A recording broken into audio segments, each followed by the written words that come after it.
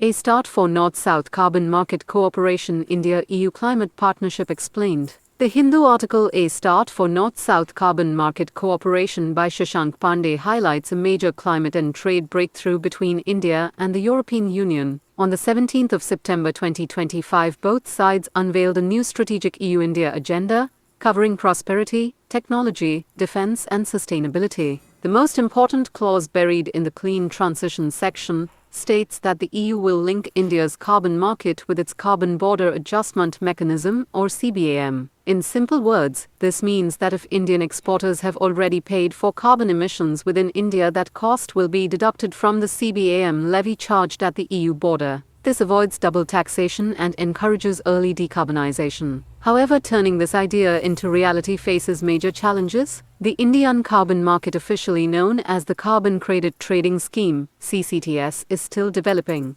Unlike the EU's well-established emissions trading system, which has strong verification and enforcement mechanisms, India's system is fragmented. Most of its carbon credits come from project-based offsets, not from absolute emission caps. But the EU's CBAM demands ton-for-ton accounting, exact measurement of emissions in exported goods. Without legally binding caps and strict penalties, Indian credits may not be accepted as equivalent and the EU might treat them as second class. Another issue is price disparity. The EU's carbon price ranges between €60 and €80 per ton, while India's is only about €5 to €10. Unless India raises its carbon price or negotiates a floor price, European regulators may refuse full deductions, forcing exporters to pay both the domestic cost and the CBAM levy, a double burden that cowed industries back home. There's also a political contradiction. India has long opposed CBAM at global platforms, calling it a protectionist and unilateral trade barrier.